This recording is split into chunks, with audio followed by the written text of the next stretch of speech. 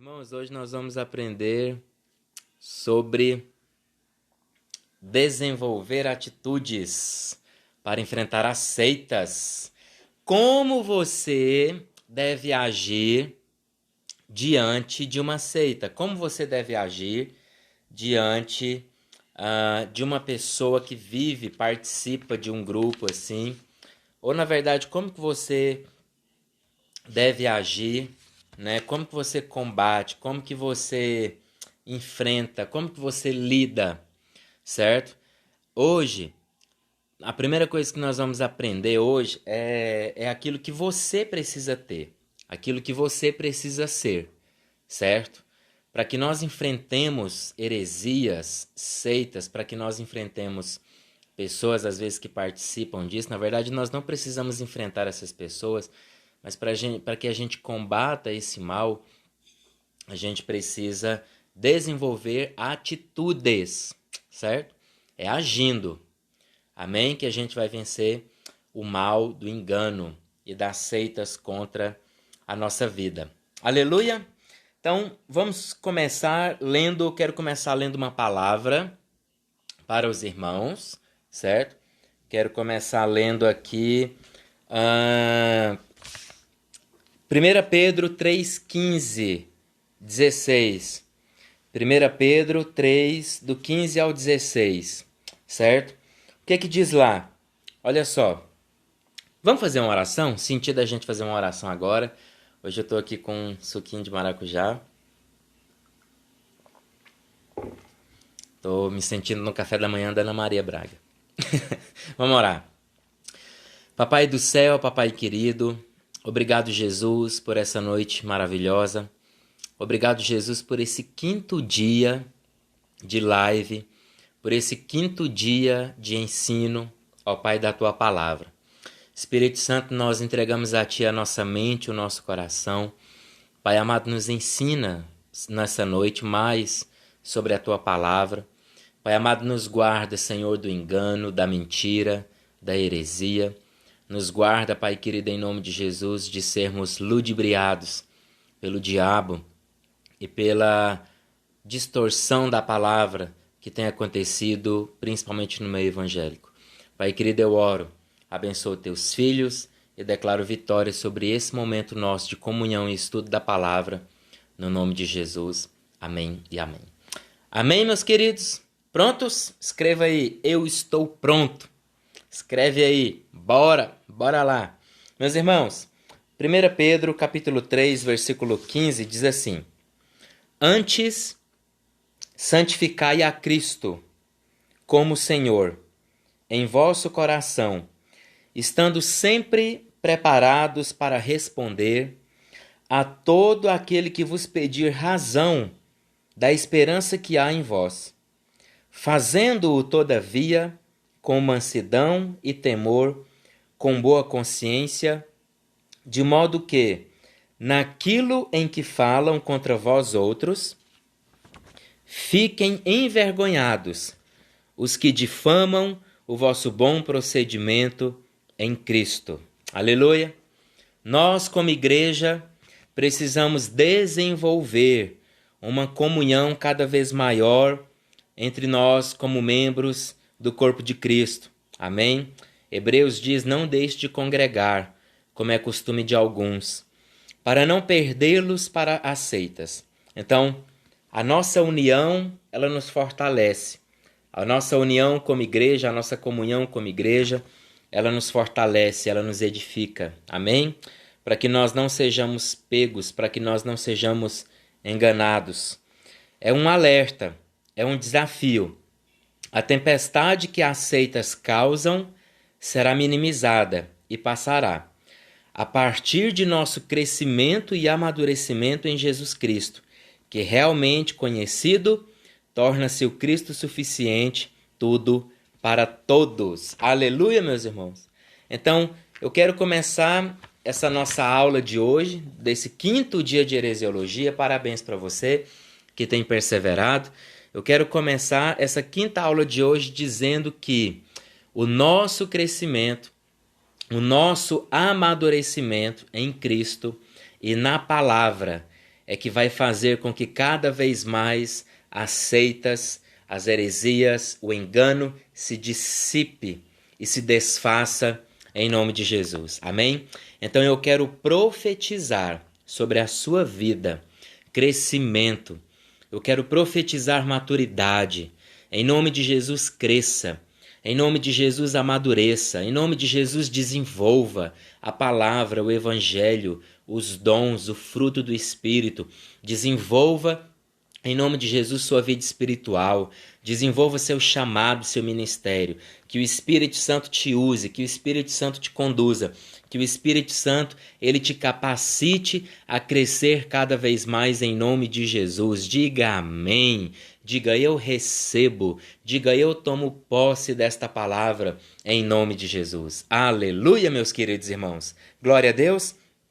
Bem, primeira coisa que a gente precisa desenvolver, primeira atitude que a gente precisa desenvolver, né, como membros do corpo de Cristo, para que a gente vença as heresias. Primeira atitude que a gente tem que desenvolver. Nós temos a necessidade de membresia. Nós precisamos nos unir. Amém? Primeira coisa que é necessária como igreja, como corpo de Cristo, durante essa união, é necessária uma conversão pessoal e oração espontânea. Amém, meus irmãos? Para nós crescermos em Cristo, para nós amadurecermos em Cristo, é necessário que haja conversão pessoal. Você precisa se converter ao Evangelho. Você precisa se converter à palavra. E aqui é o perigo. A paz do Senhor, meu irmão William, querido. Tudo bem, amado? Deus te abençoe muito. Meus irmãos, é aqui que está o negócio. O que é conversão? Conversão é quando você se curva à palavra. É quando você se dobra à palavra. Aleluia. Nós precisamos nos dobrar. Nós precisamos inclinar o nosso coração. Nós precisamos inclinar os nossos ouvidos à palavra. Eu falei isso na segunda-feira. Não a palavra que tem que se inclinar para a nossa vida. Vocês estão me entendendo? Não é a palavra que tem que se torcer, que tem que se curvar a você. Mas nós é que devemos nos curvar a ela. Então há uma necessidade para que nós cresçamos e amadureçamos de conversão pessoal. Amém? Há uma necessidade de oração espontânea. As igrejas e denominações que não enfatizam tal experiência estão condenadas a perder seus membros para seitas. A liturgia nas igrejas, deve ser equilibrada com espontaneidade dos participantes e dos membros. Amém? Então, todo mundo ora. As pessoas participam, as pessoas intercedem, as pessoas cantam, as pessoas dançam, amém? É necessário que haja essa espontaneidade no corpo da igreja, no âmbito da igreja. É preciso que haja espontaneidade, amém? Preste atenção. Igrejas, grupos, seitas, reuniões, organizações, comunidades que se fecham muito a uma única pessoa, ninguém pode nada, ninguém sobe no altar, ninguém sobe no púlpito, ninguém prega, ninguém pode fazer nada, só uma pessoa que faz tudo, sabe? Então a gente precisa tomar muito cuidado com isso. Por quê? Porque na igreja primitiva nós lemos isso. A igreja primitiva era tão interativa, a igreja primitiva ela era tão coparticipativa, que Paulo teve que ensinar para Corinto, olha irmãos, no culto precisa haver ordem, sabe por quê? Era todo mundo orando, era todo mundo profetizando, era todo mundo falando. Aí Paulo falou, não, vamos organizar esse negócio aqui. Quando um profetiza, o restante ouve. Quando alguém falar em línguas, alguém interprete. E aí o culto vai ser mais organizado. Mas olha que coisa linda. Todo mundo profetizava, todo mundo participava, todo mundo se amava. Então havia ali uma conversão de todos. Havia ali orações espontâneas. Então isso nos amadurece como igreja. Amém? Você precisa ter recebido o novo nascimento, viver esse novo nascimento, desenvolver esse novo nascimento para que você cresça e amadureça espiritualmente. Você precisa desenvolver a oração espontânea. Primeira atitude para que nós vençamos. Primeira atitude para nós desbaratarmos com os enganos, com as heresias, com os ensinos maus. Converta-se e desenvolva uma vida de oração espontânea. Una-se com outros irmãos, ore juntamente com eles, participe, amém? Seja edificado juntamente com eles, em nome de Jesus. Aleluia? Então, essa é a primeira necessidade, né? Essa é a primeira atitude que nós precisamos desenvolver para vencermos o engano e as heresias. Segunda atitude, necessidade de um ambiente fraternal. Nós, como igreja, nós temos a necessidade de nos relacionar. A igreja, para ela ser sadia, para nós crescermos de forma sadia, para nós amadurecermos em Cristo, né? Nós precisamos ser animados pelo amor. Aleluia! Que coisa linda! Precisamos ser animados pelo amor mútuo uns dos outros. A igreja necessita do amor fraternal. Em algumas comunidades é imprescindível rever o cuidado com os enfermos, com os jovens, com os casais, com os velhos, né? Com os idosos, com os pobres, com os necessitados. A igreja precisa desenvolver isso. É isso que vai fazer a gente crescer. Isso faz a gente desenvolver, isso faz a gente amadurecer. Então, por exemplo, a igreja ela não pode ela não pode tratar bem só os ricos, só os que dão boas ofertas, só os irmãos que ajudam sempre, financeiramente ou materialmente. Não, a igreja tem que tratar bem todo mundo. Todo mundo prega, todo mundo é amado, todo mundo participa, todo mundo desenvolve o seu ministério. Amém, meus queridos? Então que você entenda, essa é a segunda necessidade. A primeira necessidade é de conversão pessoal e oração espontânea. A segunda necessidade que a igreja precisa para crescer, amadurecer e desenvolver é um ambiente fraternal. Terceira necessidade, terceira atitude que a igreja deve ter. Há a necessidade de uma ética de costumes menos rígida. Costumes, usos e costumes. Não que você eticamente tenha que ser menos rígido, mas os usos e costumes no âmbito da igreja, eles devem ser menos rígidos, pois os cristãos amadurecidos já sentem a importância e a necessidade de se diferenciarem das pessoas que não são crentes. O que isso está querendo dizer? Tratar as pessoas que já são mais velhas, tratar as pessoas que já são maduras, tratar as pessoas que já são idôneas como pessoas maduras. Qual que é uma característica que desgasta a igreja?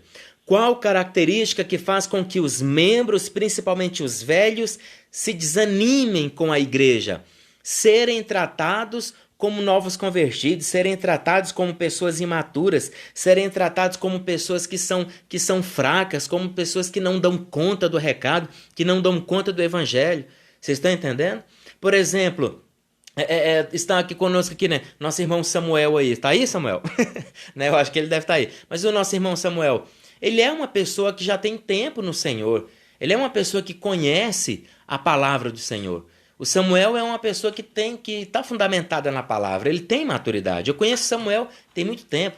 O Samuel tem pregações maravilhosas, pregações profundas, já vi ele pregar de maneira maravilhosa. Né? Por que eu vou tratar o Samuel como se ele fosse imaturo, como se ele fosse uma pessoa nova convertida? Por que eu vou tratar o Samuel como uma pessoa fraca? Não! Trate a pessoa como ela é madura.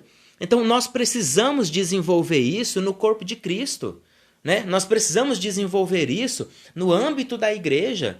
Tratar as pessoas maduras como maduras. Tratar as pessoas que são idôneas como idôneas.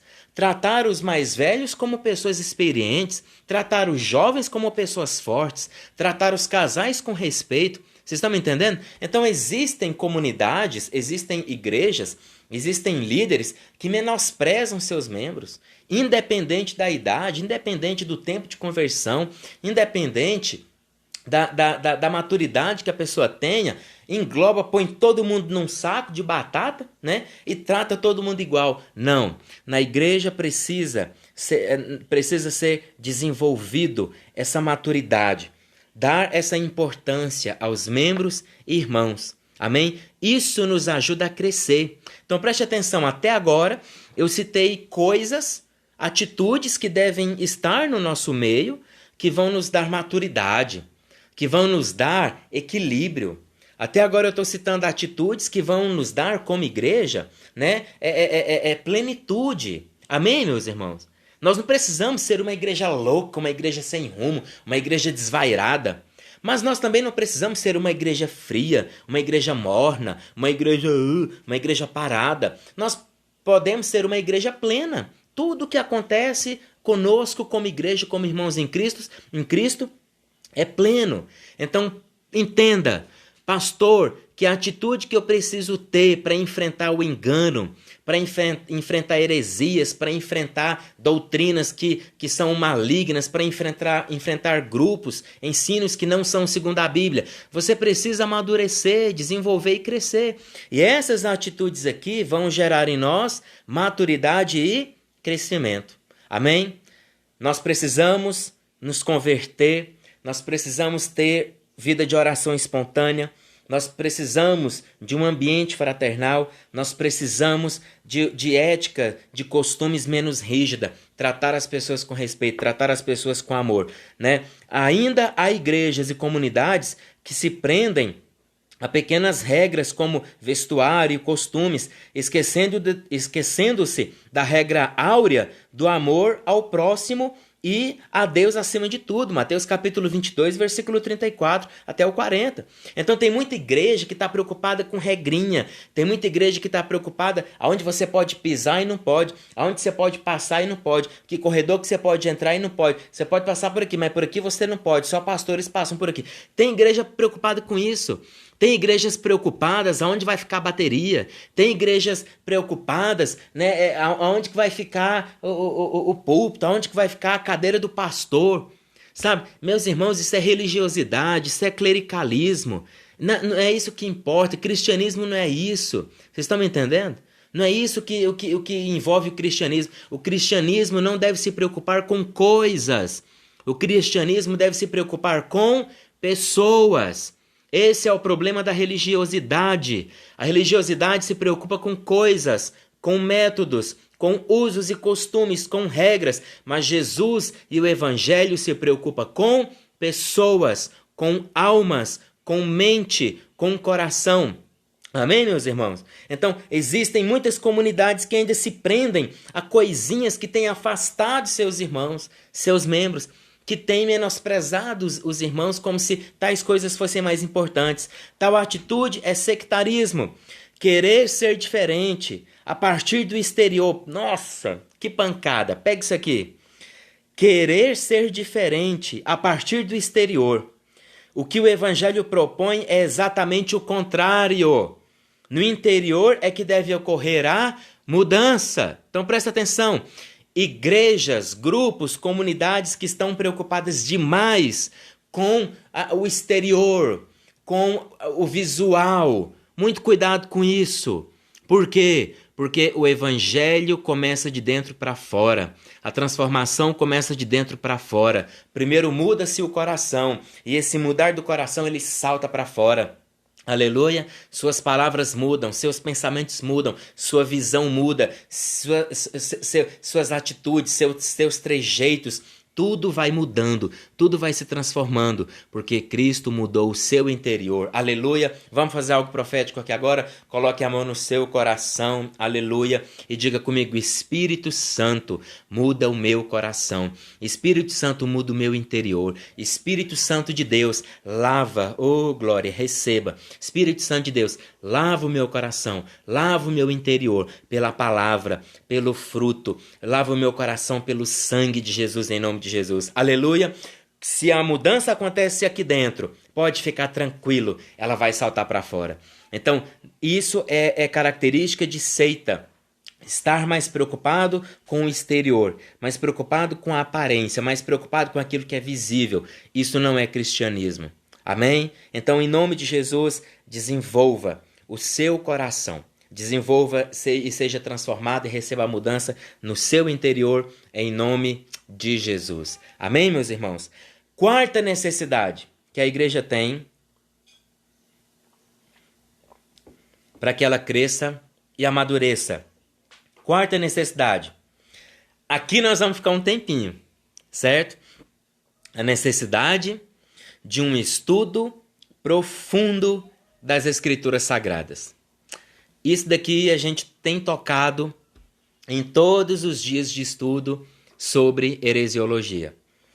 Nós precisamos estudar profundamente as Escrituras Sagradas. Você tem que ler Bíblia. Você precisa ter o costume de ler a Bíblia. Você precisa ter a sede de ler a Bíblia. Eu estava lendo a Bíblia aqui e eu comentei com a minha esposa. Nossa, eu gosto tanto de ler Bíblia. Eu acho tão linda a Bíblia, eu acho maravilhosa a Bíblia. Olha só, as doutrinas bíblicas devem ser estudadas. A leitura e a meditação na palavra devem ser cultivadas. Cultive isso na sua vida. Amém? A liderança deve ter discernimento para alimentar o corpo de Cristo com a palavra de Deus. Através disso, haverá crescimento que formará discípulos saudáveis e comprometidos com o reino de Deus. Aleluia. Então preste atenção. Nós precisamos ensinar as pessoas a estudarem a Bíblia, para que elas se alimentem do corpo de Cristo. E essa pessoa fazendo isso, ela vai crescer. Ela vai se tornar um discípulo saudável, comprometido com o reino. Preste atenção, aqui tem uma coisa muito importante.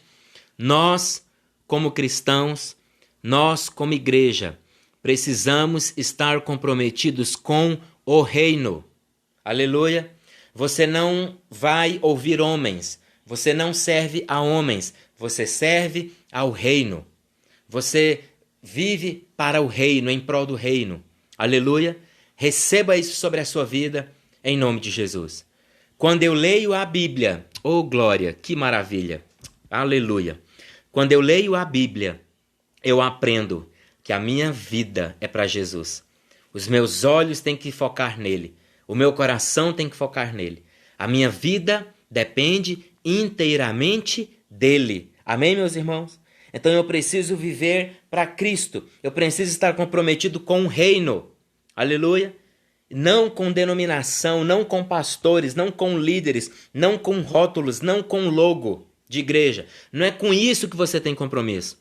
Você tem compromisso com o reino. Claro, o reino de Deus ele está sendo praticado em igrejas, denominações, grupos, comunidades, células, lares, famílias. O reino de Deus está sendo o centro nesses lugares. Procure um lugar assim.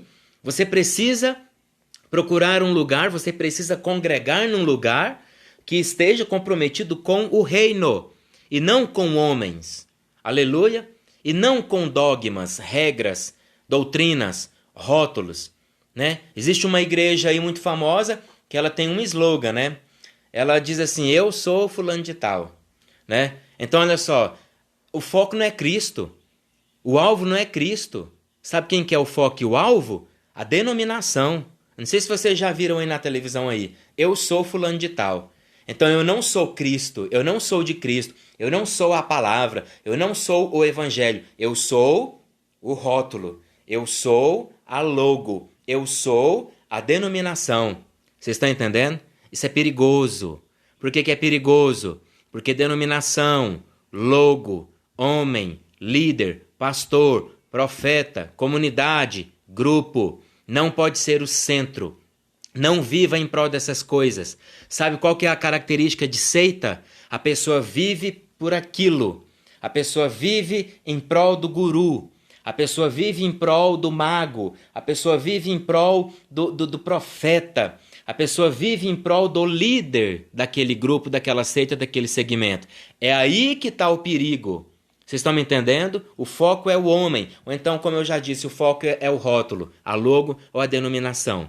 Quanto mais você ler Bíblia, quanto mais você estudar a palavra, mais você vai entender que o foco é Cristo. Eu vivo pelo reino de Deus. Aleluia! Se você entendeu, escreva aí nos comentários. Eu vivo pelo reino de Deus. A minha vida é em prol do reino de Deus. Aleluia! E onde o reino for manchado, onde esse reino for invadido, quebrado, onde esse reino for distorcido, tô fora. Amém? Porque eu vivo em prol do reino. Quando esse reino for ferido, quando esse reino for quebrado, dividido, distorcido, quando mancharem esse reino pelo ensino, pela doutrina, pela pregação, pela atitude, seja lá o que for, cai fora. Porque você não vive em prol de homem, nem de rótulo, logo ou denominação. Você vive em prol do reino de Deus. Aleluia! Para que isso ocorra, é necessário acompanhar e moldar o caráter cristão, ou seja, plantar Jesus Cristo na pessoa. Para que isso ocorra, para que você viva em prol do reino, você precisa plantar Jesus no seu coração. Se nós temos parentes, familiares e amigos, e se nós queremos que essas pessoas vivam em prol do reino, você precisa plantar Cristo, aleluia, no coração dessas pessoas. Oh, meus irmãos, isso é maravilhoso. Meus irmãos, isso é precioso.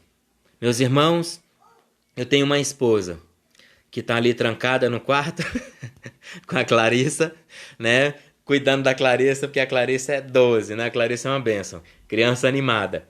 Mas eu tenho ali no quarto uma esposa e uma filha. Jamais eu vou me colocar acima de Deus na vida delas. Jamais eu vou pedir ou exigir que a Nath e a Clarissa vivam em prol de mim, façam coisas por minha causa, mintam, enganem, larguem tudo, deixem a palavra de lado por minha causa. Jamais, meus irmãos. Jamais, eu não sou louco de fazer isso. Eu não sou louco de induzir minha família a olhar para mim e me ter como se fosse o centro da atenção e me ter como se fosse o centro da vida delas. Jamais. O sangue de Jesus tem poder. Eu, como pastor, eu creio que Deus vai começar algo através de mim, através da minha esposa, através do meu ministério e do meu chamado. Eu acredito nisso. Deus vai começar algo através de nós, né? Mas jamais, Deus me livre de eu ser um pastor que serei o centro da igreja que eu dirigi. Deus me livre eu ser um pregador que seja o centro da igreja que eu estiver pregando. O sangue de Jesus tem poder. Então eu preciso plantar Cristo. Eu quero plantar Cristo na vida da minha esposa, na vida da minha filha. Aleluia, porque eu sou homem, eu sou ser humano. Eu sou fadado, infelizmente, ao erro. Aquele que está em pé, cuidado para que não caia. Entendeu? Então, mesmo se eu cometer deslizes, mesmo se eu me irar, mesmo se eu falar besteira, mesmo se eu agir de forma não muito sábia, mas elas não se abalarão, porque elas estão olhando para Cristo e a vida delas é viver em prol do reino de Deus. Aleluia! Nas igrejas e comunidades há dissensões, brigas, conflitos, porque o ensino não é praticado. A liderança não termina o que inicia, e a cada semana surge um novo projeto que fica inacabado. Então isso daqui acontece, infelizmente, nas igrejas. Nas igrejas e comunidades há dissensões, conflitos, porque o ensino não é praticado. A palavra de Deus não é praticada. O que acontece? Aí a liderança nunca termina o que ela começa. E a cada semana surge um projeto novo. Aí fica aquela igreja cheia de projeto novo, cheia de afazeres, entupindo todo mundo com um monte de coisa. Você tem que fazer isso, fulano, você tem que fazer isso. Mas eu já estou aqui nesse departamento. Problema seu, se vira. Você vira dois. Você vai trabalhar aqui, você vai ter que trabalhar ali também, papapá, sabe? Isso adoece a igreja. Isso fere a igreja. Isso machuca a igreja. Os irmãos concordam comigo? Então, não é esse o foco. O foco não é ficar começando um monte de projeto para todo mundo fazer, ficar entupindo a igreja com um monte de coisa para fazer. Não é esse o propósito. Devemos praticar todos os dons que o Espírito Santo conceder. Por quê? Porque isso fortalece o corpo de Cristo. E a leitura da palavra vai proporcionar isso para nós como igreja. A herança bíblica deve ser colocada... Nossa, isso aqui é forte. A herança bíblica deve ser colocada à prova para se verificar até que ponto forjou o modo de ser e de atuar da igreja. Olha que coisa linda! Olha que coisa maravilhosa! Nós, como cristãos, nós, como igreja, devemos colocar à prova uns aos outros. Para ver o quê? Para ver se realmente você guardou a palavra. Para ver se realmente você tem vivido a palavra. Isso é lindo. Preste atenção. Preste atenção. Imagina imagina uma igreja imagina uma igreja cujos membros questionam uns aos outros. Isso é bom. Isso não é errado. Imagina uma igreja que os membros questionam uns aos outros a respeito do que está no coração dele, a respeito da palavra. Pensa uma igreja que questiona o pastor deles, dizendo: pastor, isso daí que o senhor está falando está na Bíblia? Mas deixa eu te falar, o problema da heresiologia é que as igrejas, os irmãos, os crentes foram ensinados e adestrados a não questionar. Agora o negócio vai pegar fogo aqui um pouco. A igreja, os crentes foram ensinados a não questionar, a não bater de frente, a não perguntar: isso daí está na Bíblia, pastor? Pastor, me mostra na Bíblia onde é que está esse ensino aí. A igreja foi ensinada a não fazer isso. Então, como que a igreja foi ensinada ao longo dos anos? A ver, ouvir e engolir. A igreja foi ensinada o quê? Olha, o que eu estou falando aqui, você tem que engolir. Isso que eu estou falando aqui é a verdade, pronto e acabou. Quem é você para me desafiar? Quem é você para me questionar, seu rebelde? Aí tem um irmão que lê Bíblia. Tem um irmão que é sadio na palavra de Deus. Mas aí esse irmão, ele só está questionando para saber se realmente se aquilo dali está na palavra de Deus. Estão me entendendo? E aí o pastor, se isso acontece em muitas igrejas, sabe como que esse irmão vai ser taxado? Rebelde. Mas o cara não é rebelde. Ele só quer prova de que esse ensino e essa doutrina está na palavra de Deus. Estão me entendendo? Efésios tinha essa característica.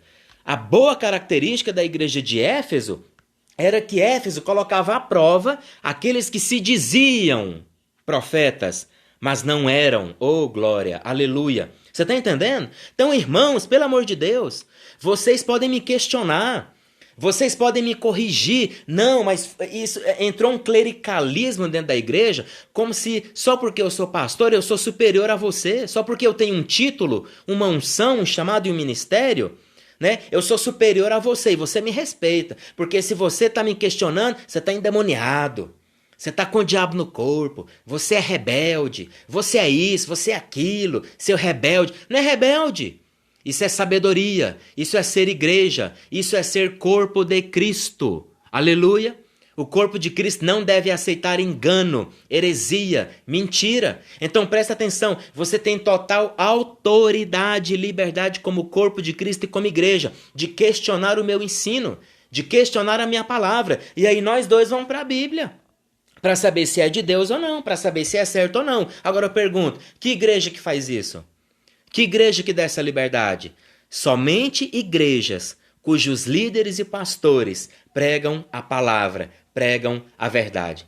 Igrejas com versões distorcidas, com versículos distorcidos, igrejas com ensinos distorcidos, calam a igreja, sufocam os irmãos. Lembra do ensino de segunda? Proselitismo? Sufoca todo mundo, impedindo que as pessoas tenham liberdade de pensar, de opinar, liberdade de sair, liberdade de fazer o que quiser. Você está preso a mim, você está preso ao meu ensino, você está preso à minha igreja, você está preso à minha doutrina, você está preso a esta denominação. Você não tem liberdade, autoridade, você não tem direito de sair daqui, de questionar. E outra, e se você ficar aqui, fica calado, engole o que for falado e aceita tudo sem questionar. Isso é seita.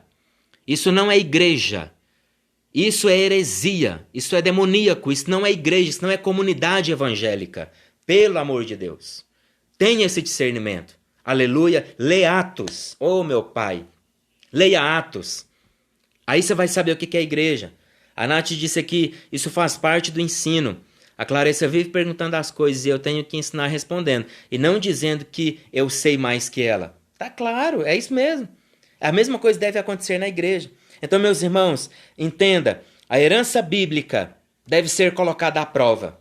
Então aqui tem Nath, aqui tem Joara, aqui tem Bruno, aqui tem Luane, aqui tem Lucas, Sandriele, vários irmãos aqui, certo? Por quê que eu tenho que engolir? Por que eu tenho que engolir o seu ensino? Por que eu tenho que engolir o seu conceito? Por que eu não posso questionar? Não, nós somos corpo, somos ou não somos? Irmãos, presta atenção, nós somos irmãos, amém? Irmão faz isso, irmão questiona, por que você está fazendo isso? Irmão tem ou não tem liberdade? Tem. Nós somos família de Deus na terra. Somos corpo de Cristo. Então nós temos liberdade de questionar, de corrigir sim, de falar sim, de apontar o dedo, de falar, você está errado. Entendeu? Nós tem que ter essa liberdade. Isso é igreja. Aleluia. As comunidades primitivas transmitiam a tradição cristã de geração a geração, dando origem à Bíblia e à igreja. Certo? Hoje a igreja precisa continuar sendo testemunha da palavra de Deus. A Bíblia sempre deve ser o centro da interpretação e da avaliação. Não interprete por si próprio, não avalie por si próprio. Interprete segundo a Bíblia, avalie segundo a Bíblia, veja segundo a Bíblia. Tudo que surge de novo, olha que coisa linda. Tudo que surgir de novo deve passar pelo crivo da palavra de Deus e de todos os instrumentos doutrinários. Se a igreja não reflete sobre sua tradição e não analisa suas doutrinas e práticas, está ameaçada a perder seus membros para os ventos de doutrinas. Efésios capítulo 4, versículo 14. Então presta atenção. Se a igreja não refletir, se a igreja não parar para pensar sobre a tradição e os ensinos e as doutrinas que ela vem praticando, essa igreja está ameaçada a se tornar uma seita, a se tornar um lugar de pregações, de ensinos, de heresias. Eu estou lendo muito aqui, é porque eu achei muito importante essas coisas. Eu achei muito profundo e muito importante essas coisas, por isso que eu estou lendo mais hoje, passando isso para os irmãos. Nós precisamos, meus irmãos, focar na palavra. Oh, Jesus, ela é a base. Ela liberta, ela salva, ela justifica, ela é que te livra do mal. Depois que você estuda a palavra de Deus, você vai poder entender. 3 tipos de pessoas são levados pelas seitas. 3 tipos de pessoas caem no engano. Primeiro, os duvidosos, ou aqueles que são vacilantes na fé. Segundo, os que estão na iminência de cair numa apostasia, a pessoa está desgostosa com a obra, com a Bíblia, com os irmãos, com a igreja. E aqueles que já se desviaram da verdade do Evangelho. Esses 3 grupos aqui estão fadados a cair no engano, a cair numa heresia, a fazer parte de uma seita. A tradição bíblica não pode ser simplesmente imposta. Uau! Vou falar bem perto aqui do microfone. Uau! Vou ler de novo. A verdade cristã não pode ser simplesmente imposta. Engole, irmão. Engole, igreja. O que eu estou falando é a verdade. É isso, pronto, e acabou. Pá! A tradição cristã, a verdade bíblica, não pode ser simplesmente imposta, mas deve ser analisada. Oh, glória a Deus! Que o Espírito Santo de Deus te capacite a analisar. Que o Espírito Santo de Deus abra seus olhos. Que o Espírito Santo de Deus abra seus ouvidos. Que o Espírito Santo de Deus te dê discernimento, inteligência, sabedoria, perspicácia, sensibilidade ao ensino da palavra, mas também aos ensinos heréticos, enganosos, malignos do diabo, quando se distorce a palavra de Deus. A tradição cristã não deve ser imposta, mas deve ser analisada, vivenciada e experimentada pela comunidade de fé. Aleluia. E aqui, ainda comentando sobre a palavra de Deus, eu avisei vocês que nós iríamos ficar nesse ponto durante um tempo, mas deixa eu te relembrar, atitudes que nós precisamos ter como igreja e desenvolver como igreja para vencermos a heresia, para vencermos as seitas, grupos e comunidades que são enganosas.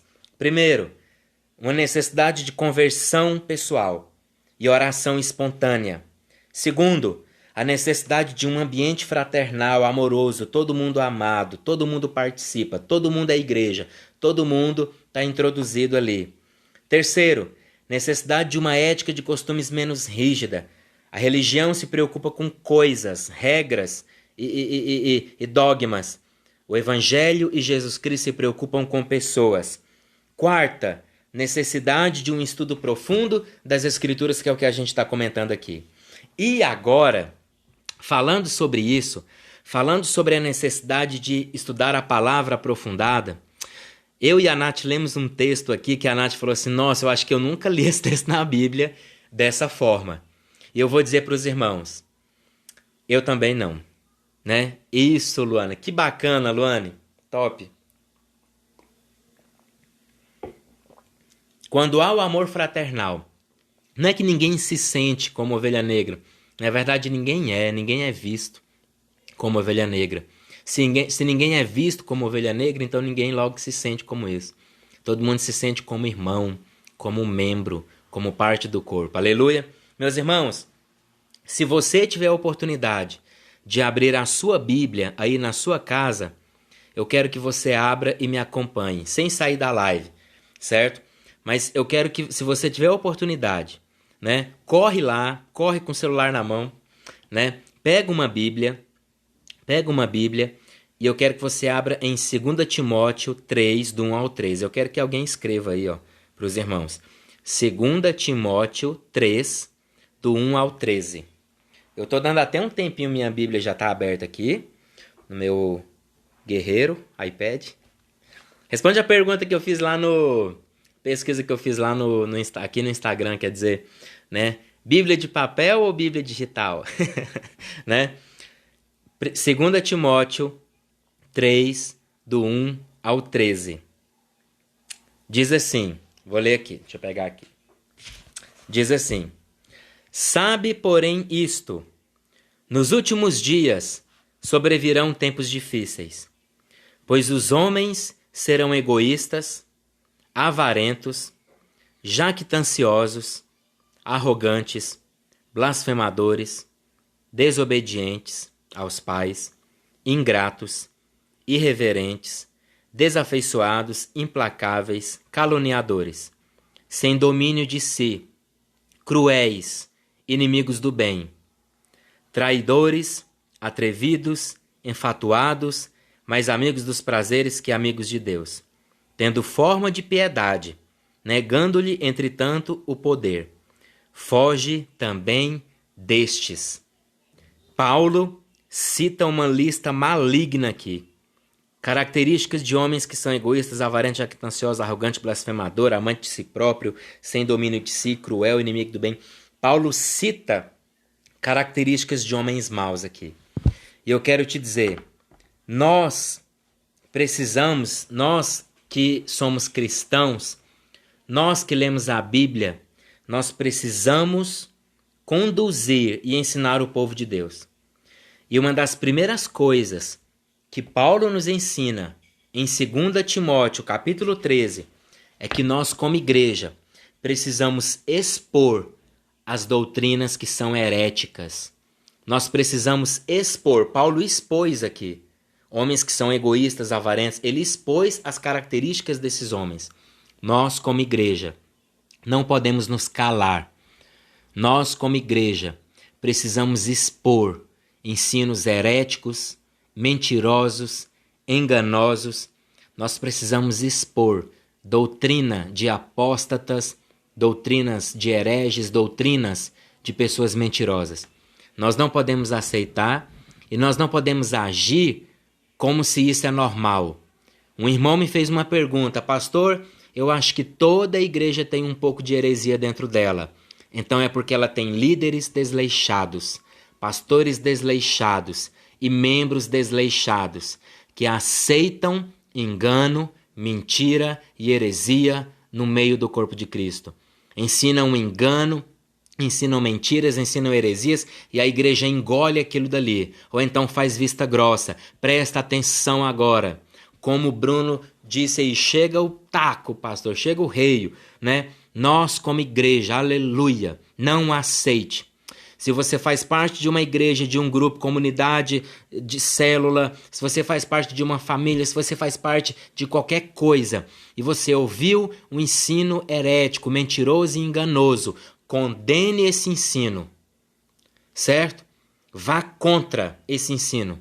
Nós, como igreja, precisamos expor o engano e a mentira, não fazer vista grossa, não engolir, né? Lembra que, vou citar a característica aqui de novo, a tradição bíblica não pode ser simplesmente imposta, mas deve ser analisada, vivenciada e experimentada pela comunidade, pelos irmãos de fé.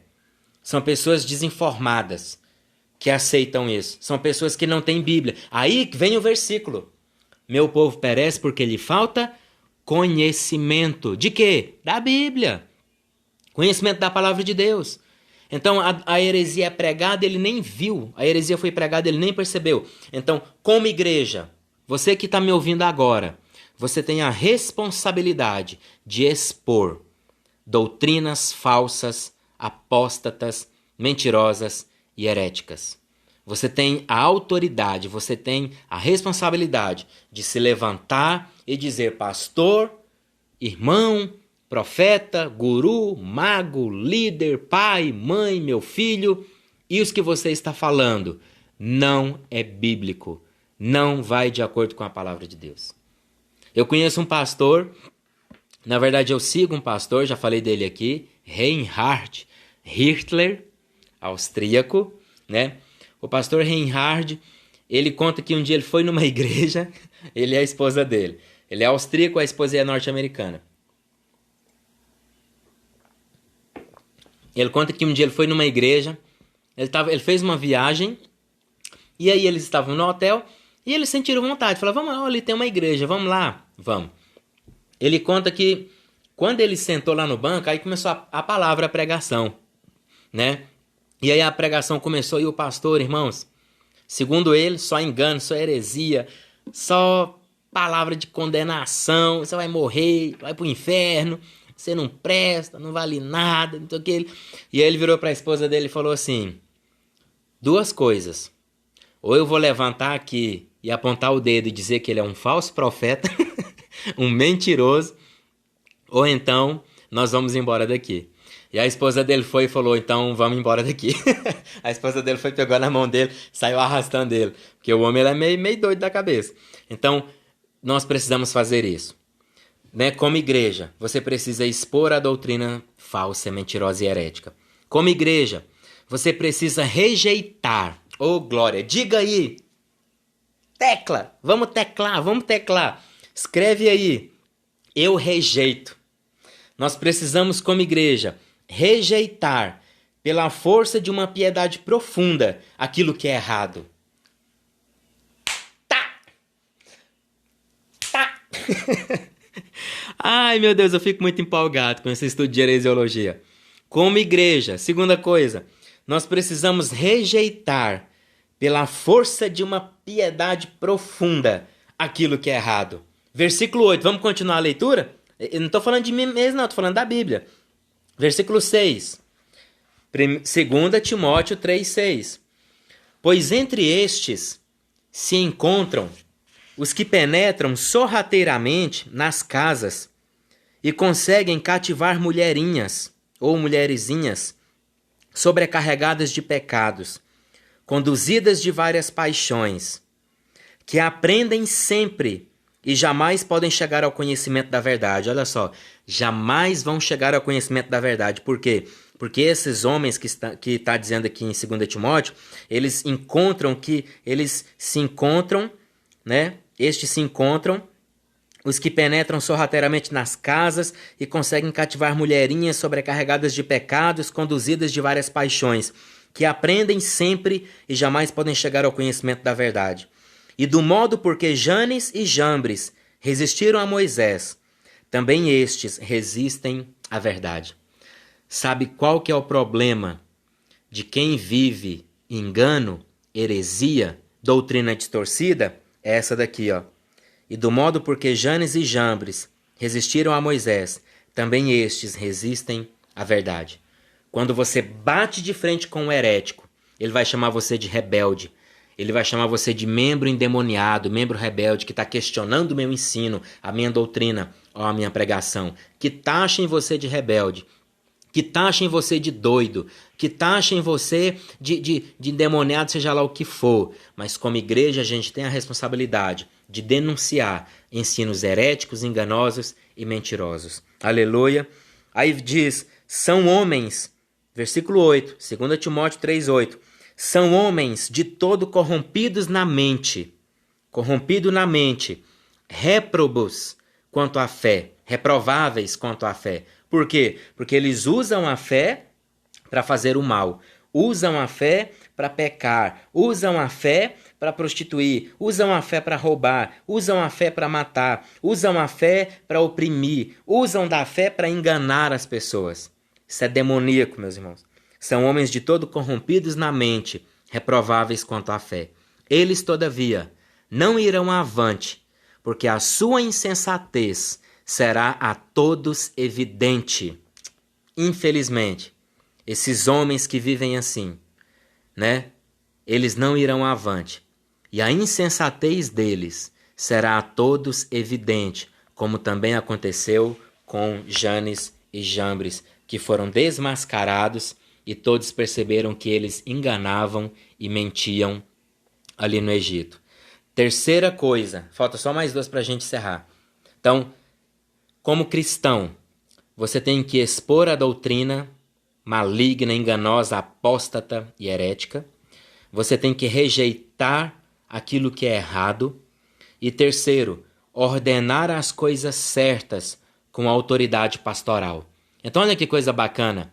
Rejeitar o que é errado e ordenar o que é certo. Versículo 11 de 2 Timóteo 3 ainda. Estamos aqui, né? Vamos ler do 10. Tu, porém, tens seguido de perto o meu ensino. Paulo falando para Timóteo. Procedimento, propósito, fé, longanimidade, amor, perseverança. Está vendo? Paulo está dizendo para ele. Está dizendo para Timóteo. Você viu meu ensino, meu procedimento, meu propósito, minha fé, minha longanimidade, meu amor, minha perseverança. Tudo isso você viu. Faça isso. São coisas boas. As minhas perseguições e os meus sofrimentos, quais me aconteceram em Antioquia, Icônio e Listra, que variadas perseguições tenho suportado. De todas, entretanto, me livrou o Senhor.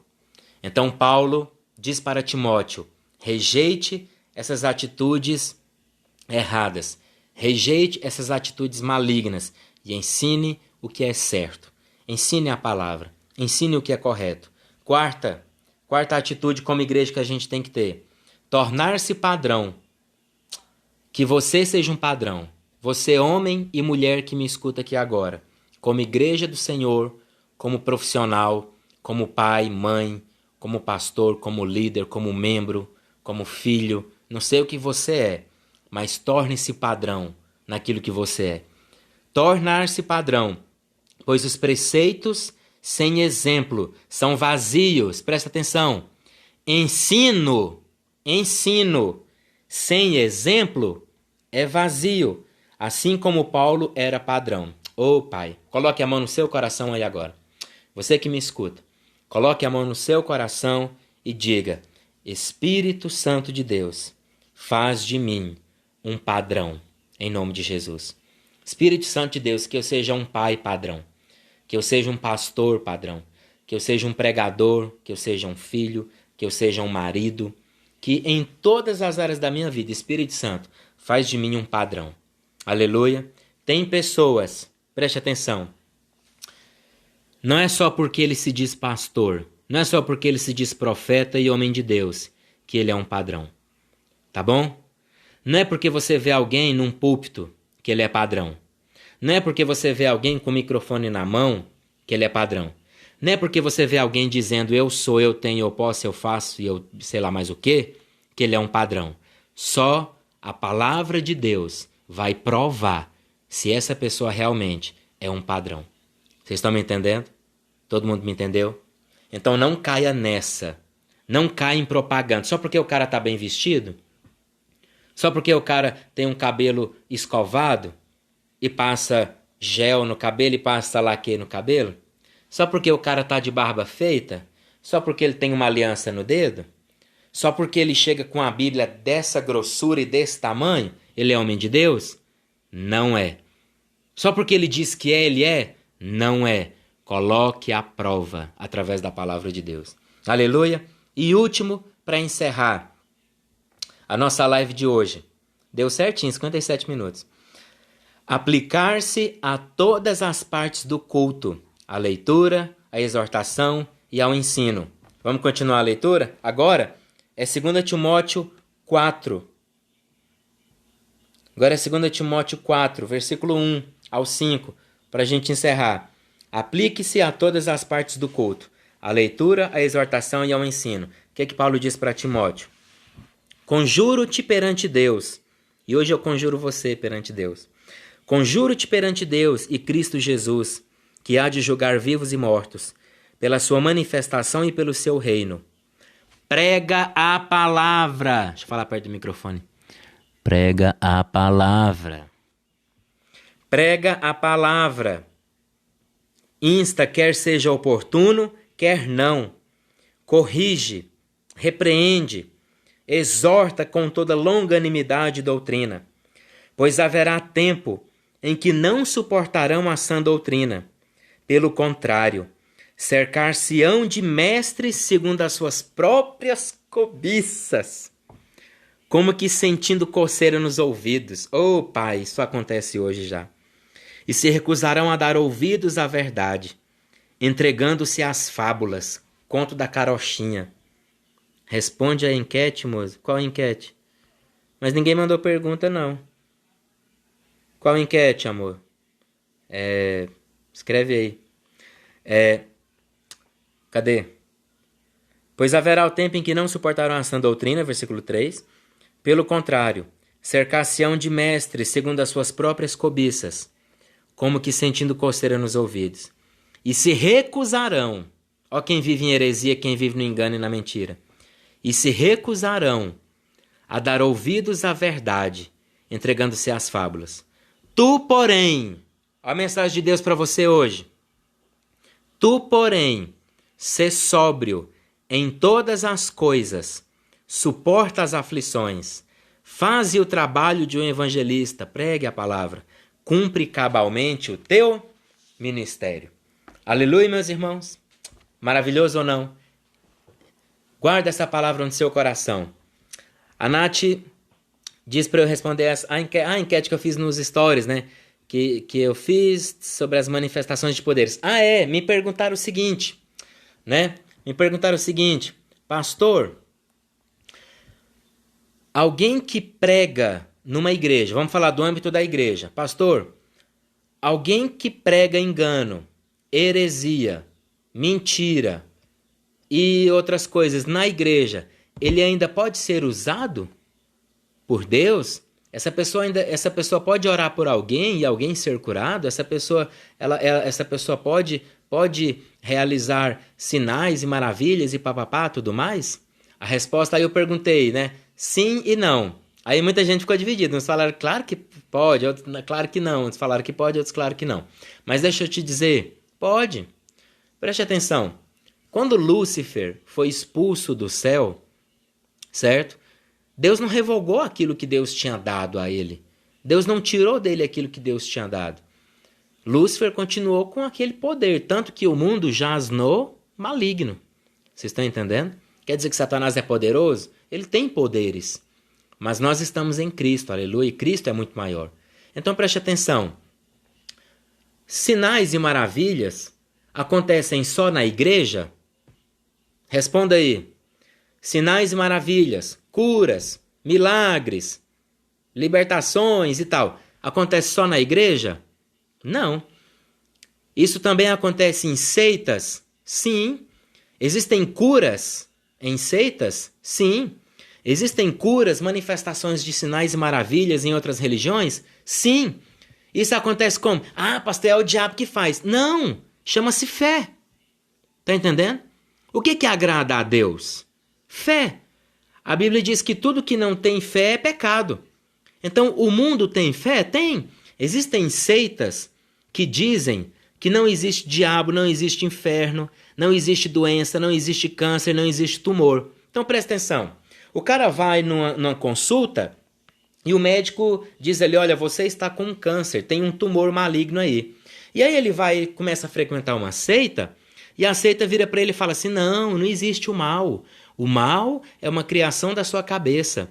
O mal é uma criação da sua mente. Você que visualiza o mal. O mal não existe. Logo, esse tumor também não existe. Sabe o que acontece? A pessoa acredita nisso. E isso é um tipo de fé. E a crença dessa pessoa nisso que foi falado faz com que realmente ela seja curada. O tumor desaparece. Existe uma religião, uma seita, eu não vou falar o nome, mas o número de pessoas que são curadas ali é incrível. Sabe por quê? Porque eles ignoram o mal. Eles ignoram dor, eles ignoram o inferno, o diabo, tudo que é mal no mundo, eles falam que é coisa da sua cabeça. Nessa seita tem muita, mas muita manifestação de cura. Sabia disso? Uma seita oriental. Tem muita manifestação de cura. Então preste atenção. Por mais que uma pessoa, um líder, um pastor, pregue engano, mentira e heresias, mas se ele tem fé, ele ora por alguém, a pessoa vai ser curada. A pessoa também tem fé de que através daquela oração de imposição de mãos ela será curada. Então preste atenção no que eu vou dizer agora.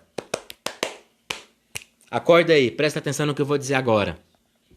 Sinais e maravilhas não são definição de que alguém é ou não homem de Deus. Vou repetir.